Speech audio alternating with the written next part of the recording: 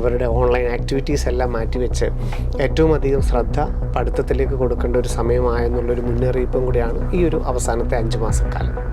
അത് നമ്മുടെ പരീക്ഷയെ ബാധിക്കുമോ എന്നുള്ള നമ്മുടെ ഭയം നമുക്കിതിനകത്ത് പരീക്ഷയെ നമുക്കൊരു പരിധി വരെ അലട്ടിയേക്കാം. അതുമാത്രമേ ഉള്ളൂ. അല്ലെങ്കിൽ ഓൺലൈൻ ആപ്ലിക്കേഷൻ എന്ന് പറയുന്നത് ഏറ്റവും ഈസി ആയിട്ട് തന്നെ നമുക്ക് ചെയ്യാനായിട്ട് സാധിക്കും.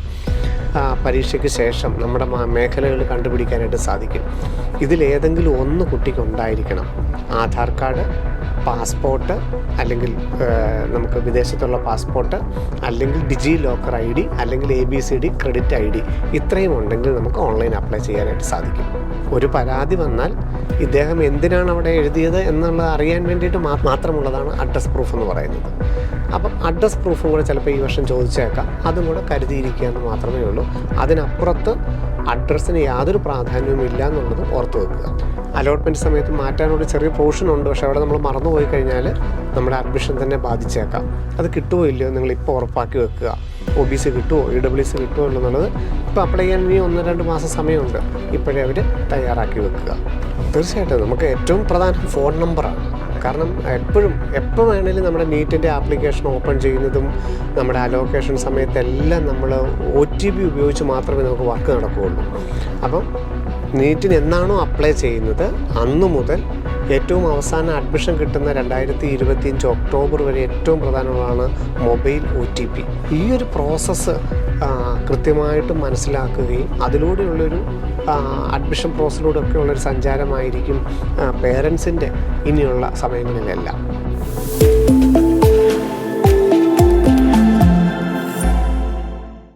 ശിവൻ സാറിനൊപ്പം എന്ന പ്രോഗ്രാമിൻ്റെ 121ാമത് എപ്പിസോഡിലേക്ക് നമ്മൾ പ്രവേശിക്കുകയാണ്. നമസ്കാരം. നമസ്തേ ശിവൻ സാർ. തീർച്ചയായിട്ടും 2025 നീറ്റിനായിട്ട് നമ്മുടെ വിദ്യാർത്ഥികൾ ആത്മാർത്ഥമായിട്ട് തയ്യാറെടുത്തുകൊണ്ടിരിക്കുകയാണ്. അപ്പോൾ നമ്മുടെ വിദ്യാർത്ഥികളും മാതാപിതാക്കളും ഏറ്റവും ആകാംക്ഷയോടുകൂടി അറിയാൻ ആഗ്രഹിക്കുന്നത് നീറ്റ് 2025 ഇനി ഏറ്റവും സുപ്രധാനമായിട്ട് വരാനിരിക്കുന്ന കാര്യങ്ങൾ എന്തൊക്കെയാണെന്നുള്ളതാണ്. ഒന്ന് നമുക്കറിയാം, മെഡിക്കൽ ആസ്പിരൻസിനെ സംബന്ധിച്ചോളം അവർ ഒറ്റ പരീക്ഷ മാത്രം അടിസ്ഥാനപ്പെടുത്തി മുമ്പോട്ട് പോവുകയാണ്. National eligibility cum entrance test NEET May 4-ാം തീയതി 2025 മെയ് 4-ാം തീയതിയാണ് നടക്കുന്നത്. അതിൻ്റെ സിലബസ് ഫോർമാറ്റുകളൊക്കെ ഒരുപക്ഷെ അല്പം കഴിഞ്ഞ വർഷത്തേക്കാളും പരിഷ്കരിക്കപ്പെട്ടേക്കാം. അതൊക്കെ ഡീറ്റെയിൽസ് ഈ ആഴ്ച തന്നെ പബ്ലിഷ് ചെയ്യപ്പെടും. നാഷണൽ ടെസ്റ്റിംഗ് ഏജൻസിയാണ് പരീക്ഷ നടത്തുന്നത്. ഈ ഒരൊറ്റ പരീക്ഷയുടെ മാർക്കിൻ്റെയും അല്ലെങ്കിൽ അതിന് കിട്ടുന്ന റാങ്കിൻ്റെയും ഒക്കെ അടിസ്ഥാനത്തിലാണ് 2025-26 അധ്യയന വർഷത്തിലെ മെഡിക്കലുമായിട്ട് ബന്ധപ്പെട്ട ഒരു അഡ്മിഷൻ പ്രോസസ്സ് എല്ലാം നടക്കുന്ന ഈ ഒരൊറ്റ പരീക്ഷയിൽ നിന്നാണ്. അപ്പം അപേക്ഷ കൊടുക്കുമ്പോഴും ഓൺലൈനായിട്ട് ആ പരീക്ഷയ്ക്ക് വേണ്ടിയിട്ട് അപ്ലൈ ചെയ്യുമ്പോഴും നമ്മൾ ഓർത്തിരിക്കേണ്ട ഏറ്റവും പ്രധാന കാര്യം ഇതൊരു പരീക്ഷയ്ക്ക് വേണ്ടിയിട്ട് മാത്രമുള്ള ഓൺലൈൻ ആപ്ലിക്കേഷനാണ്. നമ്മൾ മെയ് 4-ാം തീയതി ഈ പരീക്ഷ എഴുതുന്നതോടുകൂടി ആ സൈറ്റിൻ്റെ യഥാർത്ഥത്തിലുള്ള ആക്ഷൻ കഴിഞ്ഞു. പിന്നെ നമുക്ക് അതിൽ നിന്ന് കിട്ടുന്ന മാർക്കിൻ്റെയും റാങ്കിൻ്റെയും റിസർവേഷൻ്റെയും ഒക്കെ അടിസ്ഥാനത്തിൽ നമുക്ക് എവിടെയൊക്കെയാണോ അഡ്മിഷൻ വേണ്ടത് അവിടെയൊക്കെ നമ്മൾ വേറെ പ്രത്യേകം അപ്ലൈ ചെയ്യേണ്ടതായിട്ടുണ്ട്. നമ്മുടെ സാധ്യതകൾക്കനുസരിച്ച് നമ്മൾ തന്നെ സോഴ്സുകൾ കണ്ടുപിടിക്കേണ്ടതായിട്ടുണ്ട്. അപ്പം ഇത് രണ്ടും 2 ഘട്ടമാണെന്നുള്ളത്. ഒന്ന് പരീക്ഷ, അതിനു വേണ്ടിയിട്ട് അപേക്ഷിക്കുന്നു. ആ പരീക്ഷയ്ക്ക് കിട്ടിയ റാങ്കിൻ്റെ അടിസ്ഥാനത്തിൽ നമുക്ക് വേണ്ട സാധ്യതകൾക്കെല്ലാം നമ്മൾ രണ്ടാമത് വീണ്ടും ഓൺലൈനായിട്ട് അപ്ലൈ ചെയ്യണം. ഈ 2 ഘടകങ്ങൾ ഓർത്തിരിക്കുക എന്നുള്ളതാണ്. അപ്പം മെഡിക്കൽ ആസ്പിരൻസ് ആണെങ്കിൽ അവർ മെഡിക്കൽ അഡ്മിഷനാണ് ആഗ്രഹിക്കുന്നതെങ്കിൽ പരീക്ഷ എഴുതേണ്ടത് നീറ്റാണ്. അതാണ് ആദ്യം ആലോചിക്കേണ്ട കാര്യങ്ങൾ. മെയ് 4-ാം തീയതിയാണെന്നും ഓൺലൈൻ ആപ്ലിക്കേഷൻ ഈ ജനുവരി ഫെബ്രുവരി മാസങ്ങളിൽ തന്നെ ഓൺലൈനായിട്ടുള്ള ആപ്ലിക്കേഷൻ ക്ഷണിക്കുകയും ചെയ്യും. ഏതാണ്ട് 1 മാസക്കാലത്തോളം ഓൺലൈൻ ആപ്ലിക്കേഷൻ ഉണ്ടാവും. NTA വെബ്സൈറ്റ് തന്നെയാണ് ഓൺലൈൻ ആപ്ലിക്കേഷനായിട്ട് തയ്യാറെടുക്കുന്നത്. ഓൺലൈൻ അപ്ലൈ ചെയ്യാനായിട്ടുള്ള തയ്യാറെടുപ്പുകളാണ് ആദ്യഘട്ടത്തിൽ എല്ലാവരും ഒരുങ്ങേണ്ടത്. വിദ്യാർത്ഥികൾ പരീക്ഷയ്ക്കായിട്ട് അവരുടെ ഏറ്റവും അധികം ശ്രദ്ധ പഠിക്കുന്ന കാര്യങ്ങളിൽ, സബ്ജക്റ്റുകളിൽ ചെയ്യേണ്ട ഒരു സമയവും കൂടെ ആയിക്കൊണ്ടിരിക്കുന്നു. ഇനി കൃത്യമായിട്ട് ഒരു 5 മാസക്കാലമാണ് നമുക്ക് മുമ്പിലുള്ളത്. പഠിത്തത്തിൻ്റെ ഏറ്റവും നല്ലൊരു വേർഷൻ നമ്മൾ തിയറി പഠിച്ചു, അത് വിവിധ പരീക്ഷകളിലൂടെ പഠിക്കുന്നു, വിവിധ പാറ്റേണുകളിൽ പഠിക്കുന്നു. അപ്പം ഏറ്റവും ശ്രദ്ധയോടുകൂടി കുട്ടികൾ കിടക്കേണ്ട അവരുടെ അവധിക്കാലങ്ങളൊക്കെ മാറ്റിവെച്ച് അവരുടെ ഓൺലൈൻ ആക്ടിവിറ്റീസ് എല്ലാം മാറ്റിവെച്ച് ഏറ്റവും അധികം ശ്രദ്ധ പഠിത്തത്തിലേക്ക് കൊടുക്കേണ്ട ഒരു സമയമായെന്നുള്ളൊരു മുന്നറിയിപ്പും കൂടിയാണ് ഈ ഒരു അവസാനത്തെ 5 മാസക്കാലം. ഇപ്പോൾ ശിവൻ സാറ് പറഞ്ഞപ്പോൾ ഏറ്റവും അവസാനം പറഞ്ഞു കുട്ടികൾ ഏറ്റവും പ്രധാനമായിട്ട് ഇനി കാണേണ്ടത് പഠനത്തെയാണ്. തീർച്ചയായിട്ടും. അപ്പോൾ സ്വാഭാവികമായിട്ടും നമ്മുടെ മാതാപിതാക്കൾ ഏറ്റവും കരുതലോടുകൂടി അല്ലെങ്കിൽ അവരാണ് ഈ അഡ്മിഷനുമായിട്ട് ബന്ധപ്പെട്ട അല്ലെങ്കിൽ ആപ്ലിക്കേഷനുമായിട്ട് ബന്ധപ്പെട്ട് ഏറ്റവും കൂടുതൽ കാര്യങ്ങൾ ചെയ്യുന്നത്. അപ്പോൾ ശിവൻ സാർ അവരുടെയൊക്കെ മനസ്സിൽ അവർ ആഗ്രഹിക്കുന്നത് ഈ ആപ്ലിക്കേഷൻ പ്രോസസ്സ് എങ്ങനെയായിരിക്കാം നമുക്ക് ഏറ്റവും ഈസിയസ്റ്റ് ആയിട്ട് ചെയ്യാൻ സാധിക്കാമെന്നുള്ളതാണ്. നമുക്ക് ഓൺലൈൻ ആപ്ലിക്കേഷൻ വളരെ എളുപ്പത്തിൽ ചെയ്യാവുന്ന ഒരു പ്രോസസ്സ് തന്നെയാണ്. അതിനകത്ത് എന്തെങ്കിലും ഒരു തെറ്റൊക്കെ വന്നു കഴിഞ്ഞാലും തിരുത്താനൊക്കെ ഉള്ള സാവകാശങ്ങളുണ്ട്. പക്ഷേ നമ്മുടെ ഈ മെയ് 4-ാം തീയതി പരീക്ഷ എഴുതുമ്പോഴുള്ള ആങ്സൈറ്റിയെ അല്ലെങ്കിൽ അതിൻ്റെ ഏകാഗ്രതയെ നമുക്കൊരു പരിധിവരെ കുറയ്ക്കാൻ ഏറ്റവും നന്നായിട്ട് പരീക്ഷയ്ക്ക് അപ്ലൈ ചെയ്യുന്നതിൽ ഏറ്റവും ശ്രദ്ധ കൊടുക്കുന്നത് നന്നായിരിക്കും. അതിനകത്തൊരു തെറ്റ് വന്നാൽ അല്ലെങ്കിൽ അതിനകത്തൊരു കാറ്റഗറി മാറ്റം വന്നു കഴിഞ്ഞാൽ അല്ലെങ്കിൽ അതിനകത്തൊരു ഡേറ്റ് ഓഫ് ബർത്തിൽ മാറ്റം വന്നാൽ അതിനകത്ത് കൊടുക്കുന്ന പേഴ്സണൽ ഡീറ്റെയിൽസ് പേരൻസിൻ്റെ പേരിനകത്ത് എഡ്യൂക്കേഷൻ ക്വാളിഫിക്കേഷനകത്തൊക്കെ ഒരു പേരിനൊരു മാറ്റം വന്നാൽ അത് നമ്മുടെ പരീക്ഷയെ ബാധിക്കുമോ എന്നുള്ള നമ്മുടെ ഭയം നമുക്കിതിനകത്ത് പരീക്ഷയെ നമുക്കൊരു പരിധി വരെ അലട്ടിയേക്കാം. അത് മാത്രമേ ഉള്ളൂ. അല്ലെങ്കിൽ ഓൺലൈൻ ആപ്ലിക്കേഷൻ എന്ന് പറയുന്നത് ഏറ്റവും ഈസി ആയിട്ട് തന്നെ നമുക്ക് ചെയ്യാനായിട്ട് സാധിക്കും. പരീക്ഷയ്ക്ക് ശേഷം നമ്മുടെ മേഖലകൾ കണ്ടുപിടിക്കാനായിട്ട് സാധിക്കും. ഒന്നാമത്തേതായിട്ട് ക്ലാസ് 10ൻ്റെ ഡീറ്റെയിൽസ് അനുസരിച്ചാണ് നമ്മൾ ഓൺലൈൻ ആപ്ലിക്കേഷൻ പൂരിപ്പിക്കേണ്ടത്. ഓരോ വിദ്യാർത്ഥിയുടെയും 10ാം ക്ലാസ്സിൻ്റെ മാർക്ക് ലിസ്റ്റിൽ എന്തൊക്കെയാണ് കിടക്കേണ്ടത്, കുട്ടിയുടെ പേര്, കാൻഡിഡേറ്റിൻ്റെ അച്ഛൻ്റെ പേര്, അമ്മയുടെ പേര്, ഡേറ്റ് ഓഫ് ബർത്ത്, ഇതാണ് ബേസിക് ഡേറ്റ. 10ാം ക്ലാസ്സിൻ്റെ മാർക്ക് ലിസ്റ്റിൽ കിടക്കുന്ന അഡ്രസ്സിനോ മറ്റുള്ള കാര്യങ്ങൾക്കോ ജാതിക്കോ അതിനൊന്നും യാതൊരു പ്രസക്തിയുമില്ല. 10ാം ക്ലാസ്സിൻ്റെ ക്ലാസ് 10 മാർക്ക് ലിസ്റ്റിൻ്റെ കാൻഡിഡേറ്റിൻ്റെ പേര്, കാൻഡിഡേറ്റിൻ്റെ അച്ഛൻ്റെ പേര്, അപ്പം അച്ഛൻ്റെ ഡോക്യുമെൻറ്റ്സിനകത്ത് പേരൻസിൻ്റെ ഡോക്യുമെൻറ്റ്സിനകത്ത് വേറെ ആയിരിക്കാം, അതൊന്നും ബാധകമല്ല. കാൻഡിഡേറ്റിൻ്റെ 10th കോപ്പിയിൽ എന്തൊക്കെയാണോ കിടക്കുന്നത്, കാൻഡിഡേറ്റിൻ്റെ പേര്, അച്ഛൻ്റെ പേര്, അമ്മയുടെ പേര്, date of birth same as class 10 അതുപോലെ ഫില്ല് ചെയ്യുക. അതാണ് ഒന്നാമത്തെ കാര്യം. പിന്നെ നമുക്ക് വേണ്ടത്, അപ്പോൾ സ്വാഭാവികമായിട്ട് തോന്നിയേക്കാം ഇതിനൊരു ID വെരിഫിക്കേഷൻ ഉണ്ട്. ഒരു യൂണിക് ID വെരിഫിക്കേഷൻ കൊടുത്താൽ മാത്രമേ നമുക്ക് ഓൺലൈൻ ആപ്ലിക്കേഷൻ കംപ്ലീറ്റ് ചെയ്യാനായിട്ട് പറ്റുകയുള്ളൂ. പരീക്ഷാ സമയത്തും അഡ്മിഷൻ്റെ സമയത്തും അതുപോലെ തന്നെ ഒരു വെരിഫിക്കേഷൻ ID, ഒരു ഒറിജിനൽ ID പ്രൂഫ് നമ്മൾക്കുണ്ടാവുകയും ചെയ്യണം. സർ, ഈ ഒരു വെരിഫിക്കേഷൻ ID എന്ന് പറഞ്ഞല്ലോ, അതെന്തൊക്കെയാണ്? അതുപോലെ ഇനി ആധാർ കാർഡ് എന്ന് പറയുന്നത് ചിലപ്പോൾ വളരെ ചെറുപ്പത്തിലൊക്കെ എടുത്തായിരിക്കും, ക്ലാസ് 10 പോലെ ഡീറ്റെയിൽ ആകണം നിർബന്ധമില്ല. അപ്പോൾ അത് അപ്ഡേറ്റ് ചെയ്യേണ്ട ആവശ്യകതയൊക്കെ ഉണ്ടോ? നമുക്ക് കഴിഞ്ഞ വർഷം 2024 ചോദിച്ചത് ഒന്ന് ഏറ്റവും പ്രധാനപ്പെട്ടത് ആധാർ തന്നെയാണ്. അപ്പം 10ാം ക്ലാസ്സിൻ്റെ പേര് പോലെ തന്നെയാണ് ആധാറിൻ്റെ പേര് എങ്കിൽ നമുക്ക് യാതൊരു കുഴപ്പവുമില്ല, അതിനകത്ത് അങ്ങനെ തന്നെ ചെയ്യാം. അപ്പോൾ അവിടെ അച്ഛൻ്റെ പേരിന് വ്യത്യാസമുണ്ട് അല്ലെങ്കിൽ അഡ്രസ്സിന് വ്യത്യാസമുണ്ട്, അതൊന്നും നോക്കത്തില്ല. കാൻഡിഡേറ്റിൻ്റെ പേര് 10ാം ക്ലാസ്സിൻ്റെ പേരും ആധാറിലെ പേരും ഒരുപോലെ തന്നെയാണെങ്കിൽ നമുക്ക് യൂണിക് ID ആയിട്ട് ആധാർ കൊടുക്കാം. കഴിഞ്ഞ തവണ ഫോണിൽ SMS വരുമായിരുന്നു. ആ ആധാർ ഏത് ഫോണുമായിട്ടാണ് കണക്ട് ചെയ്തിരിക്കുന്നത് ആ ഫോണിൽ ഒരു SMS വന്നിട്ടേ നമുക്ക് ഓൺലൈൻ ആപ്ലിക്കേഷനിലോട്ട് കയറാൻ സാധിക്കുകയുള്ളൂ. അതുകൊണ്ട് ആധാർ എല്ലാവരും ഉള്ളവർ ആധാറാണ് ID ആയിട്ട് കൊടുക്കാൻ ഉദ്ദേശിക്കുന്നതെങ്കിൽ ആധാർ അപ്ഡേറ്റ് ചെയ്യുന്നത് നല്ലതായിരിക്കും. അപ്പം കഴിഞ്ഞ 6 മാസമായിട്ടുള്ള അപ്ഡേറ്റ് ചെയ്യുള്ളൂ, അല്ലെങ്കിൽ ഒരു 8ാം ക്ലാസ്സിൽ അപ്ഡേറ്റ് ചെയ്തതാണ്, നിങ്ങളൊരു ഫോൺ നമ്പറുമായിട്ട് കണക്ട് ചെയ്തിട്ടുണ്ടെങ്കിൽ ആധാർ അപ്ഡേറ്റ് ചെയ്യേണ്ട കാര്യമൊന്നുമില്ല. ഒരുവിധമെങ്കിലും പുതിയ ഫോട്ടോ ആയിരിക്കണം. കാരണം നമുക്ക് പരീക്ഷാ സമയത്തും അഡ്മിഷൻ്റെ സമയത്തൊക്കെ വെരിഫൈ ചെയ്യുമ്പോൾ ഫോട്ടോയാണ് വെരിഫൈ ചെയ്യുന്നത്, അവിടുത്തെ അഡ്രസ്സ് ഒന്നും അല്ല വെരിഫൈ ചെയ്യുന്നത്. ഫോട്ടോ വെരിഫിക്കേഷൻ വേണ്ടിയിട്ട് ഏറ്റവും കുഞ്ഞിലത്തെ ആധാറാണെന്നുണ്ടെങ്കിൽ ആധാർ മാത്രമേ നമ്മുടെ കയ്യിൽ ഉള്ളെങ്കിൽ ആധാർ അപ്ഡേറ്റ് ചെയ്യുന്നത് നല്ലതാണ്. ഏതെങ്കിലും ഒരു ഫോണുമായിട്ട് ലിങ്ക് ചെയ്യുന്നു, അതിനുശേഷം പുതിയ ഫോട്ടോ ഒക്കെ വെച്ച് ക്ലാസ് 10ൻ്റെ പേര് പോലെ തന്നെ ആധാർ ആക്കിയിട്ട് ആധാർ ഈ അടുത്ത ജനുവരിക്കുള്ളിൽ അപ്ഡേറ്റ് ചെയ്യുന്നത് നല്ലത് തന്നെയായിരിക്കും. അപ്പോൾ ഒന്ന് ആധാറാണ്. ഇനി ആധാർ തെറ്റാണ് അല്ലെങ്കിൽ ആധാർ ഇല്ല എന്നുണ്ടെങ്കിൽ പാസ്പോർട്ട് ഉപയോഗിക്കാം. ഇന്ത്യൻ പാസ്പോർട്ടോ ഫോറിൻ പാസ്പോർട്ടോ എടുക്കാം. ഈ ഫോറിൻ പാസ്പോർട്ട് എന്ന് പറഞ്ഞു കഴിഞ്ഞാൽ ഇന്ത്യക്കാരായിരിക്കും, NRIs ആയിരിക്കും, അവർ വിദേശത്തു നിന്നായിരിക്കും ഇന്ത്യൻ പാസ്പോർട്ട് എടുത്തത്. അപ്പം അവർക്കെല്ലാവർക്കും പാസ്പോർട്ട് നമ്പർ വെച്ച് ആപ്ലിക്കേഷൻ കൊടുക്കുകയും പരീക്ഷ എഴുതുകയും ചെയ്യാം, അതിൽ യാതൊരു കുഴപ്പവുമില്ല. പിന്നെ ഉള്ളത് ഈ ABCD ക്രെഡിറ്റ് കാർഡ് ID എന്ന് പറയും. ഇപ്പം നമ്മുടെ ഈ ഡിജി ലോക്കറൊക്കെ സംവിധാനം വന്നതോടുകൂടി ഡിജി ലോക്കറിനൊരു ID ഉണ്ട്, അതുപോലെ ഡിജി ലോക്കർ വെച്ചിട്ട് നമുക്ക് ABCD ക്രെഡിറ്റ് കാർഡ് ID-യും ഉണ്ടാക്കാം. ഈ 2 ID-യും വേണമെന്നുണ്ടെങ്കിൽ നമ്മുടെ ആധാറിൽ ആധാർ അപ്ഡേറ്റഡ് ആയിരിക്കണം. ആധാറുമായിട്ട് ലിങ്ക് ചെയ്തിട്ടാണ് Aadhaar card, DigiLocker ID, ABCD credit card ID ഈ 3ഉം വർക്ക് ചെയ്യുന്നത്. അപ്പോൾ ആധാർ അപ്ഡേറ്റ് ആണെങ്കിൽ അതൊന്നും വർക്ക് ചെയ്യുള്ളൂ. ഇത് 3ഉം ഉണ്ടെങ്കിലും നമുക്ക് യൂണിക് ID ആയിട്ട് ഉപയോഗിക്കാം. ഇതിലേതെങ്കിലും ഒന്ന് കുട്ടിക്ക് ഉണ്ടായിരിക്കണം. ആധാർ കാർഡ്, പാസ്പോർട്ട്, അല്ലെങ്കിൽ നമുക്ക് വിദേശത്തുള്ള പാസ്പോർട്ട്, അല്ലെങ്കിൽ ഡിജി ലോക്കർ ID, അല്ലെങ്കിൽ ABCD ക്രെഡിറ്റ് ID, ഇത്രയും ഉണ്ടെങ്കിൽ നമുക്ക് ഓൺലൈൻ അപ്ലൈ ചെയ്യാനായിട്ട് സാധിക്കും. സർ അതുപോലെ തന്നെ നമുക്കൊരു 2 അഡ്രസ്സ് സമർപ്പിക്കേണ്ടത് നമ്മുടെ ഈ ഒരു ആപ്ലിക്കേഷൻ ഉണ്ട്. പെർമനന്റ് അഡ്രസ്സും കൊടുക്കാനുണ്ട്, പ്രസന്റ് അഡ്രസ്സും കൊടുക്കാനുണ്ട്. അപ്പോൾ സാർ ഈ ഒരു അഡ്രസ്സൊക്കെ ഇപ്പോൾ നമ്മുടെ പെർമനന്റ് അഡ്രസ്സ് നമ്മൾ കൊടുത്തിരിക്കുന്നത് ചിലപ്പോൾ നമ്മൾ നമ്മുടെ ഈ ഇതിലുള്ള ID ആധാറിലുള്ള സാർ ഇപ്പോൾ നമ്മൾ നമ്മുടെ പെർമനന്റ് അഡ്രസ്സ് കൊടുത്തിരിക്കുന്നത് നമ്മുടെ ആധാറിലുള്ളൊരു അഡ്രസ്സ് ആയിരിക്കും കൊടുത്തിരിക്കുന്നത്, പക്ഷേ ഒരു പക്ഷേ ഇപ്പോൾ അവിടെ ആയിരിക്കണം എന്നില്ല. അപ്പോൾ അങ്ങനെയൊക്കെ ആണെങ്കിൽ അതുമായിട്ട് ബന്ധപ്പെട്ട് എലിജിബിലിറ്റി ഒക്കെ ആയിട്ട് ബന്ധപ്പെട്ട് ഇതിന് എന്തെങ്കിലും ബന്ധമുണ്ടോ? നമ്മൾ 2 അഡ്രസ്സുകളാണ് ഇതിനകത്ത് കൊടുക്കാനുള്ളത്. അഡ്രസ്സ് എന്ന് പറയുന്നത് കമ്മ്യൂണിക്കേഷന് വേണ്ടിയിട്ട് മാത്രമാണ്. അതിനകത്ത് പ്രത്യേകിച്ച് ആധാറിലുള്ളതുപോലെ ഉണ്ടായിരിക്കണം, അല്ലെങ്കിൽ നമ്മുടെ സർട്ടിഫിക്കറ്റിലുള്ളതുപോലെ തന്നെ അഡ്രസ്സ് വേണം, അങ്ങനെയൊന്നുമില്ല. ഒരു 2 അഡ്രസ്സ്, ഒരു പെർമനന്റ് അഡ്രസ്സും ഒരു പ്രസന്റ് അഡ്രസ്സും ഉണ്ടായിരിക്കണം. അപ്പം പ്രാധാന്യം എന്താണെന്ന് ചോദിച്ചാൽ നമ്മൾ എവിടെയാണ് പരീക്ഷ എഴുതാൻ ആഗ്രഹിക്കുന്നത്? കേരളത്തിലാണ് പരീക്ഷ എഴുതാൻ ആഗ്രഹിക്കുന്നതെങ്കിൽ ഈ 2 അഡ്രസ്സിൽ ഏതെങ്കിലും ഒന്ന് കേരളത്തിലെ അഡ്രസ്സ് ആയിരിക്കണം.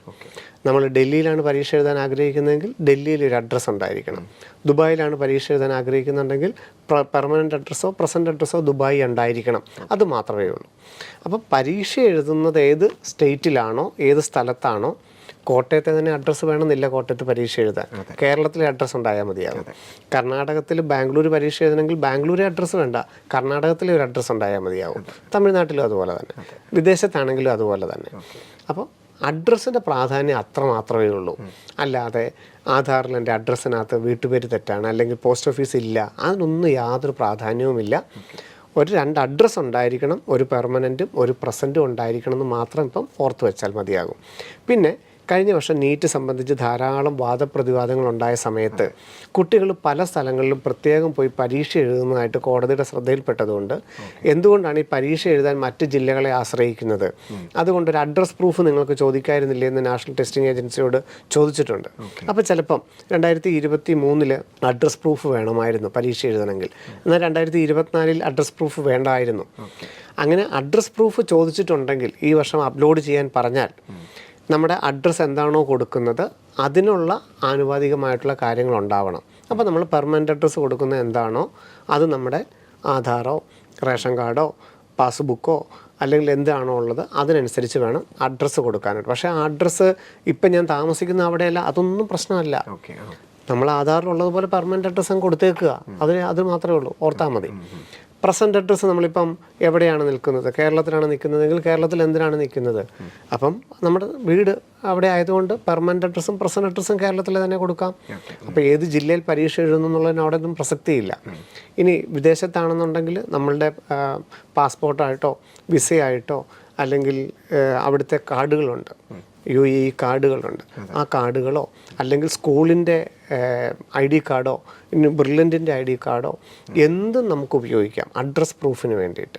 അപ്പോൾ അതിന് അവിടെ നമ്മൾ എന്തിനു നിൽക്കുന്നു എന്നുള്ളൊരു എന്തെങ്കിലും ഒരു ക്ലെയിം വന്നാൽ, ഈ 25 ലക്ഷം ഓൺലൈൻ ആപ്ലിക്കേഷൻ വെരിഫൈ അല്ല ചെയ്യുന്നത്, ഒരു പരാതി വന്നാൽ ഇദ്ദേഹം എന്തിനാണ് അവിടെ എഴുതിയത് എന്നുള്ളത് അറിയാൻ വേണ്ടിയിട്ട് മാത്രമുള്ളതാണ് അഡ്രസ് പ്രൂഫ് എന്ന് പറയുന്നത്. അപ്പം അഡ്രസ് പ്രൂഫും കൂടെ ചിലപ്പോൾ ഈ വർഷം ചോദിച്ചേക്കാം, അതും കൂടെ കരുതിയിരിക്കുക എന്ന് മാത്രമേ ഉള്ളൂ. അതിനപ്പുറത്ത് അഡ്രസ്സിന് യാതൊരു പ്രാധാന്യവും ഇല്ല എന്നുള്ളതും ഓർത്ത് വെക്കുക. സർ അതുപോലെ തന്നെ ആളുകൾക്കൊരു ചെറിയൊരു കൺഫ്യൂഷൻ, അല്ലെങ്കിൽ അവർക്ക് ഇത് അറിയില്ലാത്തതുകൊണ്ടായിരിക്കും അവരെപ്പോഴും ചോദിക്കുന്നൊരു ചോദ്യമാണ് എന്തൊക്കെ കാര്യങ്ങൾ, ഇപ്പോൾ സാറ് നമ്മുടെ അഡ്രസ് പ്രൂഫ് പറഞ്ഞു, അതുപോലെ ഇനി എന്തൊക്കെ നമ്മൾ അപ്ലോഡ് ചെയ്യേണ്ടതായിട്ടുണ്ട്? ഈ നീറ്റിൻ്റെ ഓൺലൈൻ ആപ്ലിക്കേഷൻ ഏറ്റവും മിനിമം ആയിട്ടുള്ള റിക്വയർമെൻറ്റ്സ് മാത്രമേ അപ്ലോഡിങ്ങിൻ്റെ കാര്യത്തിലുള്ളൂ. ഒന്ന് കാൻഡിഡേറ്റിൻ്റെ ഫോട്ടോഗ്രാഫ്, 2 രീതിയിലുള്ള ഫോട്ടോഗ്രാഫ് വേണം. ഒന്ന് പാസ്പോർട്ട് സൈസിലുള്ള സാധാരണ ഫോട്ടോഗ്രാഫ്, മറ്റൊന്ന് പോസ്റ്റ് കാർഡ് വലിപ്പമുള്ള ഫോട്ടോ. എന്തിനാണ് വലിപ്പമുള്ള ഫോട്ടോ എന്ന് ചോദിച്ചാൽ എക്സാം ഹാളിൽ ഈ കുട്ടിയെ തിരിച്ചറിയാൻ വേണ്ടിയിട്ട് മാത്രം, അത്രേ ഉള്ളൂ പ്രാധാന്യം. അപ്പം 2 സൈസിലുള്ള ഫോട്ടോഗ്രാഫിൻ്റെ സോഫ്റ്റ് കോപ്പി ഉണ്ടായിരിക്കണം. ഇപ്പം നമുക്കത് നമ്മുടെ കമ്പ്യൂട്ടറിൽ ഉണ്ടായിച്ചാൽ മതിയാവും. അതിൻ്റെ പ്രിൻ്റ് ഔട്ട് നമുക്ക് വേണ്ടതെന്നാ മെയ് 4 പരീക്ഷാ ഹാളിൽ പോകുമ്പം അഡ്മിറ്റ് കാർഡിൽ ഒട്ടിച്ചുകൊണ്ട് പോകണം. അപ്പം പാസ്പോർട്ട് സൈസ് ഫോട്ടോയെ, പോസ്റ്റ് കാർഡ് സൈസ് ഫോട്ടോയെ, സിഗ്നേച്ചർ, അതുപോലെ 10 വിരലിൻ്റെയും ഇംപ്രഷൻ, തമ്പ് ഇംപ്രഷൻ ഉൾപ്പെടെ 10 വിരലിൻ്റെയും ഇംപ്രഷൻസ് അപ്ലോഡ് ചെയ്യണം. പിന്നെ ക്ലാസ് 10 മാർക്ക് ലിസ്റ്റ് ചിലപ്പോൾ അപ്ലോഡ് ചെയ്യേണ്ടതായിട്ട് വരുമായിരിക്കും. പിന്നെ അഡ്രസ് പ്രൂഫ് ചോദിക്കുകയാണെങ്കിൽ അതും അപ്ലോഡ് ചെയ്യേണ്ടി വരും. ഇത്ര മാത്രമേ അപ്ലോഡ് ചെയ്യാനായിട്ടുള്ളൂ. കാറ്റഗറി സംബന്ധിച്ചോ മറ്റ് +2ൻ്റെ മാർക്ക് ലിസ്റ്റോ ഒന്നും അപ്ലോഡ് ചെയ്യേണ്ടതായിട്ടില്ല. PWD വിഭാഗമാണെങ്കിൽ, ഭിന്നശേഷി വിഭാഗമാണെങ്കിൽ PWD സർട്ടിഫിക്കറ്റും അപ്ലോഡ് ചെയ്യേണ്ടതായിട്ട് വരും. അപ്പം യാതൊരുവിധ റിസർവേഷൻ ഇല്ലാത്തവരും അല്ലെങ്കിൽ ജനറൽ ആണെങ്കിലും റിസർവേഷൻ ഉള്ളവരാണെങ്കിലും photograph, passport size, post card size, signature, 10 വിരലിൻ്റെയും ഇംപ്രഷൻ ഒരു A4 സൈസിൽ തമ്പാട് ഉപയോഗിച്ച് 10 വിരലിൻ്റെയും ഫിംഗേഴ്സ് മാത്രം, മൊത്തം ഫിംഗർ വേണ്ട, അതിൻ്റെ ടിപ്പ് മാത്രം 10 വിരലിൻ്റെയും ഇംപ്രഷന്, അതുപോലെ തന്നെ അഡ്രസ് പ്രൂഫ് ചോദിക്കുമെന്ന് ഉറപ്പില്ല, ചോദിച്ചാൽ അത് ക്ലാസ് 10 മാർക്ക് ലിസ്റ്റ്, ഇത് മാത്രം അപ്ലോഡ് ചെയ്താൽ മതിയാകും. സർ, അതുപോലെ ഈ ഒരു കാറ്റഗറി അല്ലെങ്കിൽ റിസർവേഷൻ അതിൻ്റെ എന്തൊക്കെ നമ്മൾ അപ്ലോഡ് ചെയ്യേണ്ടതായിട്ടുണ്ട്? കാരണം അതെങ്ങനെയായിരിക്കും സോർട്ട് ചെയ്യുന്നത്? നമുക്ക് നീറ്റിന് അപ്ലൈ ചെയ്യുന്ന സമയത്ത് നമ്മൾ ഏത് കാറ്റഗറിയാണെന്ന് പറഞ്ഞാൽ മതിയാകും. ഇപ്പോൾ നമ്മുടെ കഴിഞ്ഞ കൊണ്ടത്തെ വീഡിയോയ്ക്കകത്ത് നമ്മൾ പല കാറ്റഗറികളെ കുറിച്ച് പറഞ്ഞിട്ടുണ്ട്. ആദ്യമുള്ളത് അൺറിസർവ്ഡ്, യാതൊരുവിധ റിസർവേഷനും ഇല്ലാത്ത വിഭാഗങ്ങൾ. ഒന്ന് കാസ്റ്റ് പരമായിട്ട് തന്നെ അവർക്ക് റിസർവേഷൻ ഇല്ലാത്ത വിഭാഗങ്ങൾ. മറ്റൊന്ന് കാസ്റ്റ് OBCയിൽ പെട്ടതാണ്, പക്ഷേ അവർക്ക് നോൺ ക്രിമിലെയർ കിട്ടില്ല. മുസ്ലിമോ ഈഴവയാണ്, പക്ഷേ നോൺ ക്രിമിലെയർ കിട്ടില്ല. അവരും അൺറിസർവ്ഡ് എന്ന് പറയുന്ന കാറ്റഗറിയിലാണ് അപ്ലൈ ചെയ്യേണ്ടത്. ഒരു സർട്ടിഫിക്കറ്റും അപ്ലോഡ് ചെയ്യേണ്ടതായിട്ടില്ല. പിന്നെയുള്ളത് OBC വിഭാഗങ്ങൾ, ഈഴവയും മുസ്ലിമും ലാറ്റിൻ കാത്തലിക്സും വിശ്വകർമ്മയും ബാക്ക്വേർഡ് ഹിന്ദു പോലെയുള്ള OBC വിഭാഗത്തിൽപ്പെട്ട് നോൺ ക്രിമിലെയർ സർട്ടിഫിക്കറ്റ് തഹസീൽദാരിൽ നിന്ന്, സെൻട്രൽ ലിസ്റ്റിൽപ്പെട്ട തഹസീൽദാരിൽ നിന്നുള്ള നോൺ ക്രിമിലെയർ സർട്ടിഫിക്കറ്റ് കിട്ടുമെന്നുള്ളവർ കാറ്റഗറി OBC എന്ന് പറഞ്ഞാൽ മാത്രം മതി. സർട്ടിഫിക്കറ്റോ സർട്ടിഫിക്കറ്റ് നമ്പർ ഒന്നും ചെയ്യേണ്ടതായിട്ടില്ല. കാറ്റഗറി പറഞ്ഞാൽ മാത്രം മതി, സർട്ടിഫിക്കറ്റ് അപ്ലോഡ് ചെയ്യേണ്ടതായിട്ടില്ല. EWS തഹസീൽദാരിൽ നിന്നും എക്കണോമിക്കലി വീക്കർ സെക്ഷൻ എന്ന് പറയുന്ന കാറ്റഗറി കിട്ടുന്നവർക്ക്, ആ സർട്ടിഫിക്കറ്റ് കിട്ടുന്നവർക്ക് ആ EWS എന്നുള്ള കാറ്റഗറി പറഞ്ഞാൽ മതിയാകും. സർട്ടിഫിക്കറ്റ് ഒന്നും അപ്ലോഡ് ചെയ്യേണ്ടതായിട്ടില്ല. അപ്പം unreserved category, OBC category, EWS category, പിന്നെയുള്ളത് SC വിഭാഗം, ST വിഭാഗം. ഇതിലേതിലാണോ അഡ്മിഷൻ സമയത്ത് 1 വർഷത്തെ വാലിഡിറ്റിയുള്ള തഹസീൽദാരുടെ സർട്ടിഫിക്കറ്റ് നമുക്ക് അപ്ലോഡ് ചെയ്യാൻ പറ്റുന്നത്, ആ സർട്ടിഫിക്കറ്റ് ഉള്ളവർക്കെല്ലാം ആ കാറ്റഗറി കൊടുക്കാം. OBC നോൺ ക്രിമിലെയർ തഹസീൽദാരിൽ നിന്ന് വേണം. അഡ്മിഷൻ സമയത്ത് മതി, ജൂലൈ ഓഗസ്റ്റ് മാസത്തിൽ മതി. 1 വർഷം വാലിഡിറ്റി ഉള്ള സർട്ടിഫിക്കറ്റ് കയ്യിലുണ്ടായിരിക്കണമെന്ന് മാത്രമേ ഉള്ളൂ. EWS സർട്ടിഫിക്കറ്റ് തഹസീൽദാരിൽ നിന്നുള്ളതായിരിക്കണം. SC വിഭാഗം, ST വിഭാഗം അതായിരിക്കണം. അങ്ങനെയുള്ളവർ കാറ്റഗറി പറഞ്ഞാൽ മാത്രം മതിയാകും. അപ്പോൾ സ്വാഭാവികമായിട്ടും തോന്നും, ഇപ്പം നമ്മൾ കാറ്റഗറി പറഞ്ഞു, ആ സമയത്ത് നമുക്ക് സർട്ടിഫിക്കറ്റ് കിട്ടിയില്ലെങ്കിൽ എന്ത് ചെയ്യുമെന്ന് ചോദിക്കും. ഓൾ ഇന്ത്യ അലോട്ട്മെൻറ്റിനാണ് നമ്മൾ ഈ കാറ്റഗറി ഉപയോഗിക്കുന്നത്. ഇന്ത്യയിലുള്ള മുഴുവൻ ഓൾ ഇന്ത്യ കോട്ട ഗവൺമെൻറ് സീറ്റുകൾക്ക് വേണ്ടിയിട്ടുള്ള, അല്ലെങ്കിൽ എയിംസിന് വേണ്ടിയിട്ടുള്ള, അല്ലെങ്കിൽ ESIക്കൊക്കെ വേണ്ടിയിട്ടുള്ളതിനാണ് കാറ്റഗറി നമ്മൾ ഈ അപ്ലൈ ചെയ്യുമ്പോൾ, പരീക്ഷയ്ക്ക് അപ്ലൈ ചെയ്യുമ്പോൾ തന്നെ കാറ്റഗറി പറയുന്നത്. ഇപ്പം നമുക്ക് OBC എന്ന് പറഞ്ഞു, അല്ലെ EWS എന്ന് പറഞ്ഞു, അല്ലെ SC ST എന്ന് പറഞ്ഞു. നമുക്ക് അലോട്ട്മെൻറ്റ് സമയം ജൂലൈ ആഗസ്റ്റ് ഓൾ ഇന്ത്യ കോട്ടയ്ക്ക് അപേക്ഷിക്കുന്ന സമയത്തെങ്കിലും നമ്മൾ കാറ്റഗറി നമുക്ക് കറക്റ്റ് ചെയ്യാം, ജനറലിലോട്ട് മാറ്റാം. പക്ഷേ നമുക്ക് അപ്ലൈ ചെയ്യുന്ന ഫെബ്രുവരിയിൽ ജനറലെന്ന് വെക്കുകയും പിന്നീട് നമുക്ക് റിസർവേഷൻ കിട്ടുമെന്ന് വിചാരിച്ചുകൊണ്ട് നമുക്ക് ജൂലൈയിൽ നമുക്ക് റിസർവേഷനിലോട്ട് ചേഞ്ച് ചെയ്യാനാവില്ല. അവിടെ നമുക്ക് ജനറലിൽ തന്നെ മുമ്പോട്ട് പോകും. എന്നാൽ ഇപ്പോൾ OBC എന്ന് വെക്കുകയോ EWS എന്ന് വെക്കുകയോ ചെയ്യുകയും സർട്ടിഫിക്കറ്റ് കിട്ടില്ല എന്നുണ്ടെങ്കിൽ ജൂലൈയിൽ നമുക്ക് അലോട്ട്മെൻറ്റ് സമയത്ത്, അഡ്മിഷൻ സമയത്തല്ല, അലോട്ട്മെൻറ്റ് സമയത്ത് നമുക്ക് വേണമെങ്കിൽ ആപ്ലിക്കേഷൻ ജനറലിലോട്ട് മാറ്റാനായിട്ടൊരു അവസരമുണ്ട്. പക്ഷേ ഒരിക്കലും നമുക്ക് OBCയിലോട്ട് ആപ്ലിക്കേഷൻ ചേഞ്ച് ചെയ്യാൻ, അല്ലെ EWSയിലോട്ട് ആപ്ലിക്കേഷൻ ചേഞ്ച് ചെയ്യാൻ അപ്ലൈ ചെയ്യുന്ന സമയത്ത് മാത്രമേ സമയം കിട്ടുകയുള്ളൂ. ഇപ്പം നമ്മൾ ജനറലെന്ന് വെക്കുന്നു, പിന്നീട് നമുക്ക് തോന്നി OBC കിട്ടുമെന്ന് തോന്നി, EWS കിട്ടുന്നു, ഒരു സമയത്ത് നമ്മുടെ കാറ്റഗറി മാറ്റാൻ അനുവദിക്കില്ല. പക്ഷേ ഇപ്പം നമ്മൾ കാറ്റഗറി വെക്കുകയാണെങ്കിൽ അലോട്ട്മെൻറ്റ് സമയത്ത് നമുക്ക് വേണമെങ്കിൽ ജനറലിലോട്ട് മാറ്റാം. ഇനിയിപ്പം ചിലർക്ക് തോന്നും, ഇപ്പം അഡ്മിഷൻ കിട്ടി, അവിടെ ചെല്ലുമ്പോൾ സർട്ടിഫിക്കറ്റ് ഇല്ലെങ്കിൽ നമ്മളെ ജനറലായിട്ട് പരിഗണിക്കില്ലേ എന്ന്. പക്ഷേ നമ്മൾ ഓർത്ത് നോക്കുക, ബാക്കി എല്ലാം ഓൺലൈനായിട്ട് ചെയ്തിട്ട് പ്രസൻ്റ്ലി നമ്മൾ ചെല്ലുന്നത് കോളേജിൽ മാത്രമാണ്. അപ്പോൾ നമ്മൾ കോഴിക്കോട് മെഡിക്കൽ കോളേജ് ചെല്ലുമ്പോൾ OBC ആയിട്ടാണ് കിട്ടുന്നതെങ്കിൽ നമ്മുടെ സർട്ടിഫിക്കറ്റ് ഇല്ലെങ്കിൽ നമ്മുടെ അഡ്മിഷൻ എല്ലാം ക്യാൻസലായി പോകും. പിന്നീടേ നമ്മളെ ജനറലായിട്ട് പരിഗണിക്കുകയുള്ളൂ അടുത്ത റൗണ്ടിൽ. അതുകൊണ്ട് സർട്ടിഫിക്കറ്റ് കിട്ടുമെന്നുള്ളവർ മാത്രമേ ദയവായിട്ട് അപ്ലൈ ചെയ്യുന്ന സമയത്ത് OBC എന്നോ EWS എന്നോ SC ST എന്നൊക്കെ വെക്കാവുള്ളൂ. ആ കാറ്റഗറി കിട്ടുമില്ലെന്ന് ഉറപ്പാക്കണം, എന്നിട്ട് മാത്രമേ വെക്കാവുള്ളൂ. അലോട്ട്മെൻറ്റ് സമയത്ത് മാറ്റാനുള്ള ചെറിയ പ്രൊവിഷൻ ഉണ്ട്, പക്ഷേ അവിടെ നമ്മൾ മറന്നുപോയി കഴിഞ്ഞാൽ നമ്മുടെ അഡ്മിഷൻ തന്നെ ബാധിച്ചേക്കാം. അത് കിട്ടുമോ ഇല്ലയോ നിങ്ങൾ ഇപ്പോൾ ഉറപ്പാക്കി വെക്കുക. OBC കിട്ടുമോ EWS കിട്ടുമോ എന്നുള്ളത് ഇപ്പോൾ അപ്ലൈ ചെയ്യാൻ ഇനി 1-2 മാസം സമയമുണ്ട്, ഇപ്പോഴേ അവർ തയ്യാറാക്കി വെക്കുക. സർ, ഈ ഒരു PWD വിഭാഗം എന്ന് പറഞ്ഞാൽ എന്താണ്? അതിൽ എങ്ങനെയാണ് അതിൻ്റെ ഒരു ആപ്ലിക്കേഷൻ? കാൻഡിഡേറ്റ് ഭിന്നശേഷി വിഭാഗത്തിൽപ്പെടുന്ന ആളാണെങ്കിൽ, PWD വിഭാഗത്തിൽപ്പെടുന്നതാണെങ്കിൽ 40% മുകളിൽ ഡിസേബിൾഡ് പേഴ്സൺ ആണെന്നുണ്ടെങ്കിൽ നമുക്ക് PWD എന്നുള്ള കാറ്റഗറി കൊടുക്കുകയും അതിനനുസരിച്ചുള്ള പെർമനൻ്റ് ആയിട്ടുള്ളതോ അല്ലെങ്കിൽ നമുക്ക് ഡിസ്ട്രിക്ട് ഹോസ്പിറ്റലിൽ നിന്നെങ്കിലും കിട്ടിയ മെഡിക്കൽ ബോർഡിൻ്റെ സർട്ടിഫിക്കറ്റ് നമുക്ക് അപ്ലോഡ് ചെയ്യുകയും ചെയ്താൽ നമുക്ക് മിനിമം മാർക്കാണെങ്കിൽ പോലും ഗവൺമെൻറ് MBBS സീറ്റ് കിട്ടാനുള്ള എല്ലാ സാധ്യതയുണ്ട്. ഏറ്റവും കൂടുതൽ സാധ്യതയുള്ള വിഭാഗമാണ് PWD വിഭാഗം. അപ്പം അത് പക്ഷേ 40% മുകളിലുണ്ടെന്നുള്ള സർട്ടിഫിക്കറ്റ് ഉണ്ടായിരിക്കണം. ഉണ്ടെങ്കിൽ നമുക്ക് തീർച്ചയായിട്ടും ആ റിസർവേഷൻ അതിന് വെച്ചിട്ട് നമുക്ക് ആ സർട്ടിഫിക്കറ്റ് കൊണ്ട് അപ്ലോഡ് ചെയ്തുകൊണ്ട് തന്നെ പരീക്ഷയ്ക്ക് അപ്ലൈ ചെയ്യാം. അത് ഇനി സ്ക്രൈബിനെ ഉപയോഗിക്കാൻ പറ്റുന്ന വിഭാഗമാണെങ്കിൽ സ്ക്രൈബിനെ ഉപയോഗിക്കാം. സമയം കൂടുതൽ കിട്ടേണ്ട വിഭാഗമാണെങ്കിൽ ആ വിഭാഗത്തിൽ സമയം കൂടുതൽ കിട്ടാനൊക്കെ PWD വിഭാഗത്തിൽ പ്രത്യേക വിഭാഗങ്ങളുണ്ട്. സാർ, അതുപോലെ ഈ ഒരു ESI വിഭാഗം എന്ന് പറയുന്നത്, അപ്പോൾ അത് നമ്മളെങ്ങനെയാണ് അത് അപ്ലൈ ചെയ്യേണ്ടത്, അതിനെങ്ങനെയാണ് അതിനൊരു സ്വീകാര്യത ലഭിക്കുന്നത്? ഇപ്പം നമുക്ക് നീറ്റ് പരീക്ഷയുടെ റാങ്കിൻ്റെ അടിസ്ഥാനത്തിൽ രാജ്യത്തെ 11 ESI മെഡിക്കൽ കോളേജുകളിൽ 456ഓളം MBBS സീറ്റുകൾ 24,000 രൂപ ഫീസ് ക്രമത്തിലുണ്ട്. ഒരു കോളേജിൽ BDSന് സീറ്റുകളുണ്ട്, BSc നേഴ്സിങ്ങിന് സീറ്റുകളുണ്ട്. അപ്പോൾ നമ്മൾ ആദ്യം പറഞ്ഞത് തന്നെ നീറ്റ് എന്ന് പറയുന്ന ഓൺലൈൻ ആപ്ലിക്കേഷൻ ഈ പരീക്ഷയ്ക്ക് വേണ്ടിയിട്ട് മാത്രമുള്ളതാണ്. അവിടെ ESI എന്നൊരു ചോദ്യമേ ഇല്ല. പക്ഷേ കാറ്റഗറി കൊടുക്കുന്നത് ESI ആപ്ലിക്കേഷനിലും ഈ കാറ്റഗറി ആയിരിക്കും എടുക്കുന്നതെന്ന് മാത്രം. അപ്പോൾ OBC ആണെങ്കിൽ, SC ആണെങ്കിൽ, ST ആണെങ്കിൽ, AWS ആണെങ്കിൽ നീറ്റിന് അപ്ലൈ ചെയ്യുന്ന കാറ്റഗറിയാണ് ESIക്ക് എടുക്കുന്നതെന്ന് മാത്രമേ ഉള്ളൂ. പക്ഷേ ESI ആണോ എന്നൊരു ചോദ്യം ഒരിക്കലും ഈ നീറ്റിൻ്റെ ആപ്ലിക്കേഷനിലില്ല. അത് മെയ് 4 പരീക്ഷ കഴിഞ്ഞിട്ട് ശേഷം മാത്രം ESIയുടെ വെബ്സൈറ്റ് വഴി മാത്രം അപ്ലൈ ചെയ്താൽ മതി. നീറ്റിൻ്റെ ഓൺലൈൻ ആപ്ലിക്കേഷനിൽ ESI എന്നൊരു പരാമർശമില്ല. ESI IP വാർഡനാണ് ഈ പറയുന്ന സീറ്റുകളുള്ളത്. ESI IP വാർഡ് എന്താണെന്നുള്ളത് വരുന്നൊരു സമയങ്ങളിൽ വളരെ ദീർഘമായിട്ട് നമുക്ക് ചർച്ച ചെയ്യാം. അല്ലെങ്കിൽ നമുക്ക് പണ്ട് ധാരാളം വീഡിയോകൾ ഇതുമായിട്ടുള്ള കിടപ്പുണ്ട് ESI IP വാർഡുകളെ കുറിച്ചുള്ളത്. സാർ, അതുപോലെ ഈ ഒരു AFMC ലക്ഷ്യം വെക്കുന്ന ഒരുപാട് വിദ്യാർത്ഥികളുണ്ട്. അപ്പോൾ തീർച്ചയായിട്ടും അവർ ആപ്ലിക്കേഷൻ സമർപ്പിക്കുമ്പോൾ എന്തായിരിക്കും ചെയ്യേണ്ടത്? ഇല്ല, നമ്മൾ ആ നീറ്റ് ആപ്ലിക്കേഷൻ സമയത്ത് AFMC സംബന്ധിച്ചും പരാമർശമൊന്നുമില്ല. നമ്മൾ നീറ്റ് എക്സാം നോർമലായിട്ട് അപ്ലൈ ചെയ്യുന്നു, മെയ് 4 പരീക്ഷ എഴുതുന്നു. പരീക്ഷ എഴുതിയിട്ട് നമുക്ക് ആ മാർക്കിൻ്റെ ഇത് കാണുമ്പോഴേ നമുക്കറിയാം AFMCയിൽ MBBS അല്ലെങ്കിൽ മിലിറ്ററി നേഴ്സിങ്ങിനൊക്കെ പ്രവേശനം കിട്ടാനുള്ള ഒരു സാധ്യത ഉണ്ടോ എന്ന്. അപ്പോൾ അതിനനുസരിച്ച് നമ്മൾ ഇംഗ്ലീഷ് ആപ്റ്റ്യൂഡ് ടെസ്റ്റിനും മെഡിക്കൽ ഫിറ്റ്നസ്സിനും ഇൻ്റർവ്യൂവിനും ഒക്കെ നമ്മളൊന്ന് തയ്യാറെടുത്താൽ മതിയാകും.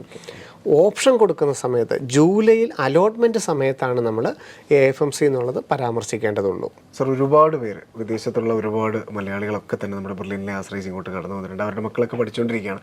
അപ്പോൾ തീർച്ചയായിട്ടും അവർക്ക് ഈ ഒരു ആപ്ലിക്കേഷൻ സമർപ്പിക്കുന്ന സമയത്ത് ചിന്തിക്കുക, NRI എന്ന് പറയുന്ന ഒരു ഓപ്ഷൻ അവരെപ്പോഴാണ് ആപ്ലിക്കേഷൻ സമർപ്പിക്കുമ്പോൾ ഓപ്റ്റ് ചെയ്യേണ്ടത് എന്നുള്ളതാണ്. നമുക്ക് നീറ്റിൻ്റെ ഈ ഓൺലൈൻ അപ്ലൈ ചെയ്യുമ്പോൾ തന്നെ നാഷണാലിറ്റി എന്നൊരു ചോദ്യമുണ്ട്. Indian, NRI, OCI, PIO, foreign national, ഇത്രയും വിഭാഗങ്ങളാണ് ആ നാഷണാലിറ്റിക്കകത്തുള്ളത്. അപ്പം ഇന്ത്യയിലുള്ളവരെല്ലാം തന്നെ നമുക്ക് പ്രത്യേകിച്ച് സാധ്യതകളൊന്നും ഇല്ല എന്നുണ്ടെങ്കിൽ ഇന്ത്യൻ എന്ന് തന്നെയാണ് നമ്മൾ വെക്കേണ്ടത്. ഇന്ത്യനാണ്. നമുക്ക് വേറെ വിദേശത്തൊന്നും നമ്മൾ പേരൻസ് ആരും പോയിട്ടില്ല. പക്ഷേ നമുക്ക് ഡീംഡ് മെഡിക്കൽ കോളേജുകളിൽ അമൃത, മണിപ്പാൽ അതുപോലുള്ള ഡീംഡ് കോളേജുകളിൽ MBBSന് അല്ലെ BDSന് NRI സീറ്റുകൾ താല്പര്യമുണ്ടെങ്കിൽ നമ്മുടെ ബ്ലഡ് റിലേഷനിലുള്ള രക്തബന്ധത്തിലുള്ള അച്ഛൻ്റെയോ അമ്മയുടെയോ സഹോദരങ്ങളോ അവരുടെ മക്കളോ സ്പോൺസർ ചെയ്യാനുണ്ടെങ്കിൽ, അങ്ങനെ ഒരു സീറ്റിന് ആഗ്രഹമുണ്ടെങ്കിൽ നമുക്ക് വേണമെങ്കിൽ ഇന്ത്യൻ ആണെങ്കിൽ തന്നെ വേണമെങ്കിൽ നമുക്ക് നാഷണാലിറ്റി NRI എന്ന് വെക്കാം ഇപ്പോഴേ അപ്ലൈ ചെയ്യുമ്പോൾ തന്നെ. പക്ഷേ അതിൻ്റെ ആവശ്യമില്ല. കാരണം നമുക്ക് NRI സീറ്റ് എടുക്കാൻ ആഗ്രഹമുണ്ട്. കേരളത്തിലുള്ള സെൽഫ് ഫിനാൻസിങ് കോളേജുകളിലല്ല കേട്ടോ, ഡീംഡ് കോളേജുകളിൽ. കേരളത്തിലുള്ള സെൽഫ് ഫിനാൻസിങ് കോളേജിൽ കേരളയ്ക്ക് അപ്ലൈ ചെയ്യുമ്പോൾ NRI എന്ന് വെച്ചാൽ മതി. ഇത് ഡീംഡ് കോളേജുകളിൽ NRI സീറ്റിന് ആഗ്രഹമുണ്ട്, പക്ഷേ ഇന്ത്യനാണ്. അങ്ങനെയാണെങ്കിൽ ഇപ്പോൾ NRI എന്ന് വെക്കണം നിർബന്ധമൊന്നുമില്ല.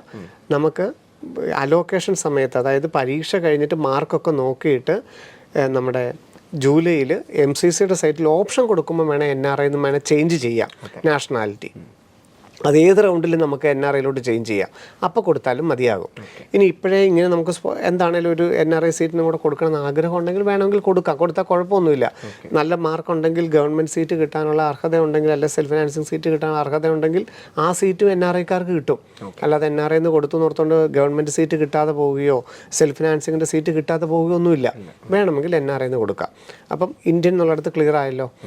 ഇനി ഈ NRI സീറ്റിനൊന്നും താല്പര്യമില്ല എന്നുണ്ടെങ്കിൽ ഇന്ത്യൻ തന്നെയാണ് വെക്കേണ്ടത്. ഇനി വിദേശത്തുള്ളവരോ വർഷങ്ങളായിട്ട് ചിലപ്പോൾ വിദേശത്തായിരിക്കും ജോലി ചെയ്യുന്നത്. 25 വർഷമായിട്ടോ 30 വർഷമൊക്കെ ആയിട്ട് പേരൻസ് NRI ആണ്. കുട്ടി പഠിച്ചതും വിദേശത്താണ്, പക്ഷേ ഇന്ത്യനാണ്. ഇവിടെ തന്നെ പഠിക്കാനാണ് താല്പര്യം. ഇവിടെ ഒരു ഗവൺമെൻറ് കോളേജിലോ AIMSലോ AFMCയിലോ കേരളത്തിലെ കോളേജുകളിലൊക്കെ പഠിക്കാനാണ് താല്പര്യമെങ്കിൽ വിദേശത്താണ്, NRI ആണ്, +1 +2 പഠിച്ചതൊക്കെ ആണെങ്കിലും ഇന്ത്യൻ എന്ന് വെച്ചാൽ മതി, NRI എന്ന് വെക്കണ്ട, നാഷണാലിറ്റി ഇന്ത്യൻ എന്ന് വെച്ച് തന്നെ ചെയ്യാം, ഒരു കുഴപ്പവുമില്ല. ഇനി നമ്മൾ പറഞ്ഞതുപോലെ തന്നെ അവർക്കും അലോട്ട്മെൻറ്റ് സമയത്ത് NRIസിലോട്ട് ചേഞ്ച് ചെയ്യണമെങ്കിൽ വേണമെങ്കിൽ ചേഞ്ച് ചെയ്യാനുള്ളൊരു അവസരം ഉണ്ട് താനും.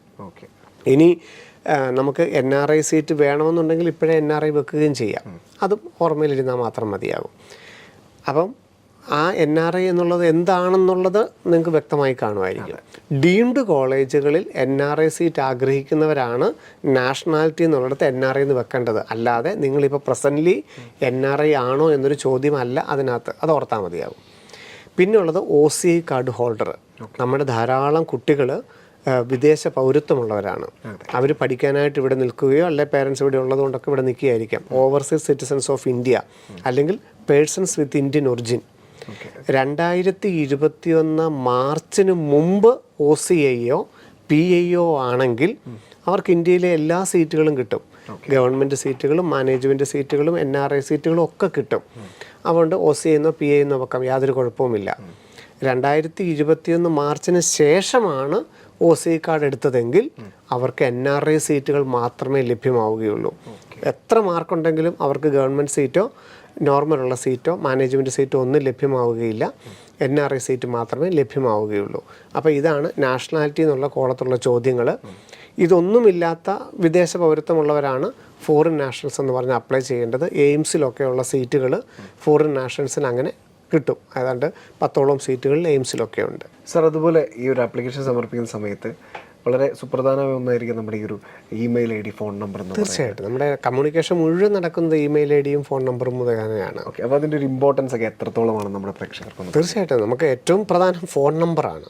കാരണം എപ്പോൾ വേണേലും നമ്മുടെ നീറ്റിൻ്റെ ആപ്ലിക്കേഷൻ ഓപ്പൺ ചെയ്യുന്നതും നമ്മുടെ അലോക്കേഷൻ സമയത്തെല്ലാം നമ്മൾ OTP ഉപയോഗിച്ച് മാത്രമേ നമുക്ക് വർക്ക് നടക്കുകയുള്ളൂ.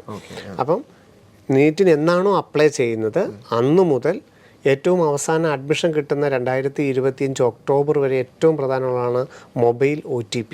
ആ OTP വന്നിട്ട് എൻ്റർ ചെയ്താൽ മാത്രമേ നമുക്കിതെല്ലാം വർക്ക് ചെയ്യാൻ സാധിക്കുകയുള്ളൂ. അപ്പോൾ ആദ്യം കൊടുക്കുന്ന ഏറ്റവും പ്രിലിമിനറി രജിസ്ട്രേഷൻ ഉണ്ട്.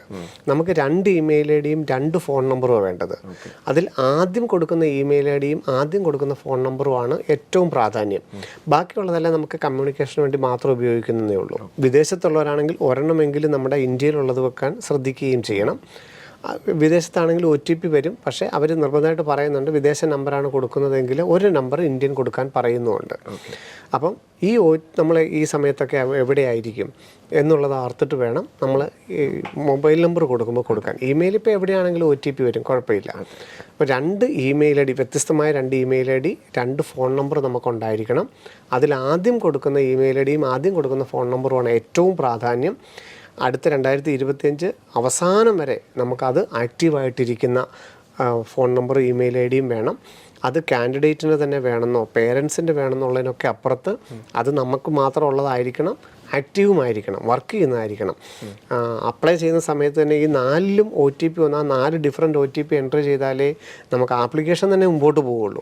പിന്നെ ആപ്ലിക്കേഷൻ എപ്പോൾ ഓപ്പൺ ചെയ്യണമെങ്കിലും അതുപോലെ തന്നെ നമ്മുടെ റിസൾട്ട് എടുക്കുന്നു, അതുപോലെ തന്നെ നമ്മൾ ഓപ്ഷൻ കൊടുക്കുന്ന സമയത്തൊക്കെ ഈ പ്രിലിമിനറി ആയിട്ടുള്ള ഇമെയിലിലും മൊബൈലിലും OTP വന്നുകൊണ്ടേയിരിക്കും. അതുകൊണ്ട് അത് ഏറ്റവും പ്രാധാന്യത്തോടെ കൊടുക്കാൻ ശ്രദ്ധിക്കുകയും ചെയ്യുക. സർ, ഇപ്പോൾ നമ്മൾ കൃത്യമായ നിർദ്ദേശങ്ങൾ എപ്പോഴും പേരൻസിന് പറഞ്ഞു കൊടുക്കാറുണ്ട്. ആപ്ലിക്കേഷൻ ആണെങ്കിലും അഡ്മിഷൻ ആണെങ്കിലും എന്ത് പ്രോസസ്സ് ആണെങ്കിലും. അപ്പോൾ ഒരു പക്ഷേ ചെറിയ തെറ്റുകളൊക്കെ വരാം നമ്മുടെ പ്രേക്ഷകർക്ക്. തീർച്ചയായിട്ടും. അപ്പോൾ അങ്ങനെ ഒരു തെറ്റ് സംഭവിച്ചാൽ പിന്നീട് തിരുത്താനുള്ള അവസരമുണ്ടോ? നമ്മൾ തുടക്കത്തിൽ തന്നെ പറഞ്ഞതുപോലെ തന്നെ ഇതിനകത്തൊരു ആപ്ലിക്കേഷൻ ചെയ്തപ്പോൾ ഏതെങ്കിലും ഒരു തെറ്റ് വന്നു എന്ന് വിചാരിച്ച് നമ്മുടെ പരീക്ഷയോ അഡ്മിഷനോ ഒരു കാലത്തും ബാധിക്കില്ല. ഇപ്പോൾ കാൻഡിഡേറ്റിൻ്റെ പേര് തന്നെ ആണെങ്കിൽ പോലും നമുക്ക് അതൊക്കെ കറക്റ്റ് ചെയ്യാനുള്ള അവസരങ്ങളുണ്ട്. ഒന്ന്, ഓൺലൈൻ ആപ്ലിക്കേഷൻ 1 മാസക്കാലം സമയമുണ്ട്. ആ സമയം കഴിഞ്ഞിട്ട് വീണ്ടും ഒരാഴ്ചക്കാലം പേഴ്സണൽ ഡീറ്റെയിൽസ് വന്നിരിക്കുന്ന കറക്ഷൻസ് എല്ലാം കറക്റ്റ് ചെയ്യാനായിട്ടുള്ള അവസരം കിട്ടും. ആ സമയത്ത് നമുക്ക് കറക്റ്റ് ചെയ്യാം. ഇല്ല അഡ്മിഷൻ സമയത്ത് 1 and same സർട്ടിഫിക്കറ്റ് പോലുള്ളതൊക്കെ നമുക്ക് അപ്ലോഡ് ചെയ്തുകൊണ്ട് നമുക്ക് കറക്റ്റ് ചെയ്യാം. പക്ഷേ ഈ കാറ്റഗറി ഓർത്ത് വെക്കുക, പിന്നീട് അത് കൊടുക്കാൻ അവസരമില്ല. അതൊക്കെ ആദ്യം തന്നെ ഓർത്ത് വെക്കുക എന്നുള്ളതാണ് ഏറ്റവും പ്രാധാന്യമുള്ള കാര്യം. കറക്ഷൻ എപ്പോഴും സമയം ഉണ്ടായിരിക്കും. സർ, അതുപോലെ ഈ ഒരു ഓൺലൈൻ ആപ്ലിക്കേഷനിൽ ഒരു തിരുത്തൽ വന്നാൽ നമുക്ക് തിരുത്താമെന്ന് സാർ പറഞ്ഞു. ഇപ്പോൾ ഇൻ കേസ് അങ്ങനെ തെറ്റ് പറ്റിയാൽ അതിലെന്തെങ്കിലും സംഭവിച്ചിട്ടുണ്ടെന്ന് നമുക്ക് അതോറിറ്റി നമ്മളെ അലേർട്ട് ചെയ്യുമോ, അതോ നമ്മൾ തന്നെ അത് സ്വയം കണ്ടെത്തണം? തീർച്ചയായിട്ടും എല്ലാവരും ചോദിക്കുന്നൊരു ചോദ്യമാണ്. നമ്മൾ ഓൺലൈൻ അപ്ലൈ ചെയ്തപ്പം ധാരാളം ഡീറ്റെയിൽസ് കൊടുക്കുന്നുണ്ട്. നമ്മളുടെ അഡ്രസ്സ്, നമ്മളുടെ ആധാർ നമ്പർ, നമ്മുടെ 10th roll number, 10th mark, 10th പഠിച്ച സ്കൂള്, അഡ്രസ്സിൻ്റെ പിൻകോഡ്, +2 പഠിച്ച school, +2 mark, photograph, signature, thumb impression, ഇതൊക്കെ നമ്മൾ അപ്ലോഡ് ചെയ്യുന്നുണ്ട്. അപ്പോൾ ഇതിനകത്തൊക്കെ എന്തെങ്കിലും തെറ്റ് വന്നു കഴിഞ്ഞാൽ ഉടനെ NTA നമ്മളെ വിളിച്ച് അറിയിക്കുമോ, നിങ്ങളുടെ മാർക്ക് തെറ്റാണ്, നിങ്ങളുടെ റോൾ നമ്പർ തെറ്റാണ്, നിങ്ങളുടെ പേര് തെറ്റാണ്, ഇങ്ങനെ എന്തെങ്കിലും പറയുമോ എന്ന് ചോദിച്ചിട്ടുണ്ട്. ഒരു ഇൻറ്റിമേഷനും NTA ഭാഗത്തു നിന്ന് ഇങ്ങോട്ട് വരില്ല അതർ ദാൻ ഫോട്ടോഗ്രാഫ്. ഫോട്ടോഗ്രാഫിനകത്ത് സിഗ്നേച്ചറിനകത്ത് എന്തെങ്കിലും അപാകത ഉണ്ടെങ്കിൽ ഫോട്ടോയും സിഗ്നേച്ചറും മാത്രം, മറ്റേ 10 ഫിംഗേഴ്സിൻ്റെ ഇംപ്രഷൻ പോലും അവർ വെരിഫൈ ചെയ്യല, ക്ലാസ് 10 മാർക്ക് ലിസ്റ്റ് അവർ വെരിഫൈ ചെയ്യല, അഡ്രസ് പ്രൂഫ് വെരിഫൈ ചെയ്യല. പക്ഷേ ഇതെല്ലാം അവിടെ മേടിക്കുന്നതെന്ന് മാത്രമേ ഉള്ളൂ, എന്തെങ്കിലും ക്ലെയിം വന്നു കഴിഞ്ഞാൽ മാറ്റാൻ. പക്ഷേ ഫോട്ടോഗ്രാഫും സിഗ്നേച്ചറും ക്ലാരിറ്റി ഇല്ലെങ്കിൽ, പരീക്ഷാ സമയത്ത് തിരിച്ചറിയപ്പെടാൻ പറ്റാതെ പോകാത്ത തരത്തിൽ അത് ബ്ലറാണെങ്കിൽ, കറക്റ്റായിട്ടുള്ള രീതിയിലല്ല അപ്ലോഡ് ചെയ്തതെങ്കിൽ അവർ അത് ഇങ്ങോട്ട് മെസ്സേജ് ചെയ്യും. അത് ഈ ആപ്ലിക്കേഷൻ കറക്ഷൻ സമയത്തല്ല, അത് ചിലപ്പോൾ ഹോൾ ടിക്കറ്റ് വരുന്ന ഏപ്രിൽ അവസാനത്തിന് മുമ്പായിരിക്കും. എപ്പോഴെങ്കിലും നമ്മളെ ഇൻറ്റിമേറ്റ് ചെയ്യുകയുള്ളൂ, നിങ്ങൾ ഫോട്ടോഗ്രാഫ് മാറ്റണം. ഒരു ആപ്ലിക്കേഷനും റിജക്റ്റ് ചെയ്ത് കളയില്ല.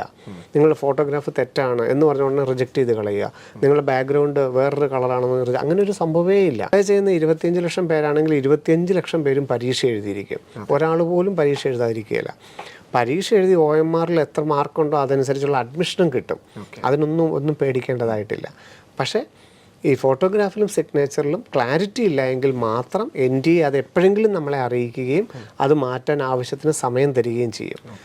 ഓൺലൈൻ ആപ്ലിക്കേഷനിൽ വന്നിരിക്കുന്ന തെറ്റുകൾ നമ്മളായിട്ട് വരുത്തിയിട്ടുണ്ടെങ്കിൽ അത് നമുക്ക് തന്നെ കറക്റ്റ് ചെയ്യാനായിട്ടാണ് ഓൺലൈൻ ആപ്ലിക്കേഷൻ കഴിഞ്ഞിട്ട് ഒരാഴ്ചക്കാലം സമയം തരുന്നത്. അഡ്രസ്സിലുള്ള തെറ്റായിരിക്കാം, +2 മാർക്ക് കൊടുക്കുന്നതിലുള്ള തെറ്റായിരിക്കാം, റോൾ നമ്പർ തെറ്റായിരിക്കാം, അഡ്രസ്സ് തെറ്റായിരിക്കാം, എന്തെങ്കിലുമൊക്കെ ഉണ്ടെങ്കിൽ അത് തിരുത്താനുള്ള സാവകാശം, അത് നമുക്കായിട്ട് വന്നിരിക്കുന്ന തെറ്റുകൾ തിരുത്താനായിട്ടുള്ള സമയമാണ്. NTA ഒരു തെറ്റും നമ്മളെ അറിയിക്കില്ല, ഫോട്ടോഗ്രാഫും സിഗ്നേച്ചറും അല്ലാതെ. സാർ, ഇപ്പോൾ നമ്മുടെ നീറ്റ് എക്സാമിന് വേണ്ടിയിട്ട് എങ്ങനെയാണ് നമ്മൾ അപ്ലൈ ചെയ്യേണ്ടത്, അല്ലെങ്കിൽ ആപ്ലിക്കേഷൻ സമർപ്പിക്കേണ്ട വിധമൊക്കെ നമ്മൾ പറഞ്ഞു. അപ്പോൾ തീർച്ചയായിട്ടും അതിനോടൊപ്പം തന്നെ ആളുകൾ അറിയാൻ ആഗ്രഹിക്കുക, നമുക്ക് കർണാടകയിൽ ഒരു MBBS അഡ്മിഷൻ ലഭിക്കാൻ, അല്ലെങ്കിൽ തമിഴ്നാട് ഒരു MBBS അഡ്മിഷൻ ലഭിക്കാൻ വേണ്ടിയിട്ട് എങ്ങനെയാണ് ഞങ്ങൾ അപ്ലൈ ചെയ്യേണ്ടത്? നമ്മളിപ്പോൾ തുടക്കത്തിൽ തന്നെ പറഞ്ഞു, ഇതൊരു പരീക്ഷയ്ക്ക് വേണ്ടി മാത്രമുള്ള ആപ്ലിക്കേഷനാണെന്ന് പറഞ്ഞു. എങ്ങനെയാണ് അഡ്മിഷനിലോട്ട് കിടക്കുന്നതെന്ന് ചോദിച്ചു കഴിഞ്ഞാൽ, എല്ലാ സ്റ്റേറ്റുകളിലും സെപ്പറേറ്റ് ആപ്ലിക്കേഷനുകളുണ്ട്. ഓൾ ഇന്ത്യ കോട്ടയ്ക്ക് സെപ്പറേറ്റ് ആപ്ലിക്കേഷനുണ്ട്, AFMCക്കുണ്ട്. എല്ലായിടത്തും നമ്മൾ സെപ്പറേറ്റ് ആയിട്ട് അപ്ലൈ ചെയ്യേണ്ടതായിട്ടുണ്ട്. അതിൽ നമ്മൾ ആദ്യം ചെയ്യേണ്ടത്, ഈ നീറ്റിൻ്റെ ആപ്ലിക്കേഷൻ്റെ കൂടെ തന്നെ വരുന്നൊരു ആപ്ലിക്കേഷനാണ് കേരള എൻട്രൻസ് കമ്മീഷനുടെ വെബ്സൈറ്റ്. അതിൽ നമ്മൾ മെഡിക്കൽ എന്ന് പറഞ്ഞ് അപ്ലൈ ചെയ്യണം. മെഡിക്കലിന് പ്രത്യേകിച്ച് പരീക്ഷയൊന്നുമില്ല, പക്ഷേ കേരളത്തിൻ്റെ എൻട്രൻസ് കമ്മീഷൻ്റെ വെബ്സൈറ്റിൽ നമുക്ക് കേരള മെഡിക്കലിന് അപ്ലൈ ചെയ്താലേ കേരളത്തിൽ MBBSനും BDSനും അഗ്രികൾച്ചർ, വെറ്റിനറി, ആയുർവേദം പോലുള്ള കോഴ്സുകൾക്കും കേരളത്തിൽ പ്രവേശനം കിട്ടുകയുള്ളൂ. സെൻറ്റ് ജോൺസിൽ അഡ്മിഷൻ വേണം, അല്ലെങ്കിൽ കർണാടകത്തിലെ മാനേജ്മെൻറ്റ് സീറ്റുകൾക്ക് അഡ്മിഷൻ വേണമെങ്കിൽ നമ്മൾ കർണാടകത്തിലും അപ്ലൈ ചെയ്യണം. കർണാടകത്തിൽ എലിജിബിലിറ്റി ഉള്ള കുട്ടികൾ അല്ലാതെ കർണാടകത്തിലും അപ്ലൈ ചെയ്യണം. നമുക്കവിടെ കിട്ടുന്നത് മാനേജ്മെൻറ്റ് സീറ്റുകൾ മാത്രമേ ഉള്ളൂ. കർണാടകത്തിൽ സെപ്പറേറ്റ് അപ്ലൈ ചെയ്യണം. കർണാടകയുടെ ആപ്ലിക്കേഷൻ ഉടനെ തന്നെ വിളിക്കും. നമുക്കിപ്പോൾ അവിടുത്തെ 12 ലക്ഷത്തിൻ്റെ സീറ്റുകളോ അല്ലെങ്കിൽ സെൻറ്റ് ജോൺസിൻ്റെ സീറ്റുകളോ വേണമെങ്കിൽ നമ്മളെല്ലാവരും കർണാടകത്തിൽ സെപ്പറേറ്റ് അപ്ലൈ ചെയ്യണം. പരീക്ഷയൊന്നും എഴുതേണ്ടതില്ല. എന്നാൽ കർണാടകത്തിൽ BSc നഴ്സിംഗ് വേണമെന്നുണ്ടെങ്കിൽ നമ്മൾ അവിടുത്തെ വേറൊരു പരീക്ഷ എഴുതുകയും ചെയ്യണം. ഇനി തമിഴ്നാട്ടിലാണെന്നുണ്ടെങ്കിൽ തമിഴ്നാടിന് മറ്റേ നീറ്റിൻ്റെ റിസൾട്ട് വന്നതിന് ശേഷമാണ് തമിഴ്നാടിൻ്റെ മാനേജ്മെൻറ്റ് സീറ്റേ നമുക്ക് കിട്ടുകയുള്ളൂ. അവിടെ നമ്മൾ സെപ്പറേറ്റ് അപ്ലൈ ചെയ്യണം. അപ്പം അതെല്ലാം അതാത് സമയത്ത് നമ്മൾ ഇൻറ്റിമേറ്റ് ചെയ്യും, അപ്ലൈ ചെയ്യണം. അപ്പോൾ CMC വെല്ലൂരിന് അഡ്മിഷൻ എടുക്കാൻ ഒരു ആഗ്രഹമുണ്ട്. CMC വെല്ലൂരാണ് ഒരു കുട്ടി ഫോക്കസ് ചെയ്യുന്നതെന്ന് വിചാരിക്കുക. എന്തൊക്കെയാണ് ചെയ്യേണ്ടത്?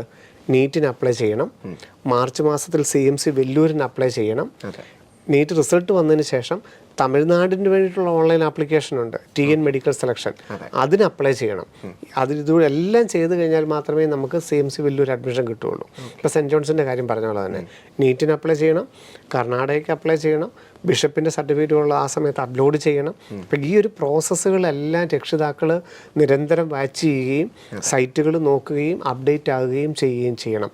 ഇപ്പം എയിംസിലാണ് അഡ്മിഷൻ എടുക്കേണ്ടത്, നീറ്റിന് അപ്ലൈ ചെയ്യുന്നു, പിന്നെ നീറ്റിൻ്റെ റിസൾട്ട് വന്നതിന് ശേഷം ഓൾ ഇന്ത്യ കൗൺസിലിംഗ് തുടങ്ങുമ്പം അവിടെ നമ്മൾ രജിസ്റ്റർ ചെയ്യുകയും ഓപ്ഷൻ കൊടുക്കുകയും ചെയ്യണം. അപ്പം ഈ ഒരു പ്രോസസ്സ് കൃത്യമായിട്ട് മനസ്സിലാക്കുകയും അതിലൂടെയുള്ളൊരു അഡ്മിഷൻ പ്രോസസ്സിലൂടെ ഒക്കെ ഉള്ളൊരു സഞ്ചാരമായിരിക്കും പേരൻസിൻ്റെ ഇനിയുള്ള സമയങ്ങളിലെല്ലാം. ഇന്നത്തെ ശിവൻ സാറിനൊപ്പത്തിൽ ശിവൻ സാർ പങ്കുവെച്ചത് 2025 നീറ്റുമായി ബന്ധപ്പെട്ട് ആപ്ലിക്കേഷൻ സമർപ്പിക്കേണ്ട വിധം എന്താണെന്നുള്ളത് ഏറ്റവും പൂർണ്ണമായി തന്നെ ശിവൻ സാർ അത് പറഞ്ഞു തന്നു എന്ന് നമുക്ക് പറയാം. എങ്കിലും വളരെ പ്രധാനപ്പെട്ട കുറച്ച് കാര്യങ്ങൾ ഇനി അതിൻ്റെ ഓരോ കാറ്റഗറിയെക്കുറിച്ച്, OBC-യെക്കുറിച്ച്, EWS-നെക്കുറിച്ച്, അതിൻ്റെ ESI-യെക്കുറിച്ച്, CMC വെല്ലൂർ, സെൻറ്റ് ജോൺസ്, അങ്ങനെയുള്ള എല്ലാത്തിനെക്കുറിച്ച് നമുക്ക് അതോരോ എപ്പിസോഡുകളായിട്ട് തീർച്ചയായിട്ടും നമുക്ക് സംസാരിച്ച് പോകാം. അതെ, അപ്പോൾ തീർച്ചയായിട്ടും എല്ലാ കാര്യങ്ങളും വളരെ ഡീറ്റെയിലായി ഇപ്പോൾ കഴിഞ്ഞ നിരവധി വർഷങ്ങളായിട്ട് ശിവൻ സാറിന് ഈ ഒരു എൻട്രൻസ് മേഖലയിൽ എക്സ്പീരിയൻസ് ഉണ്ട്.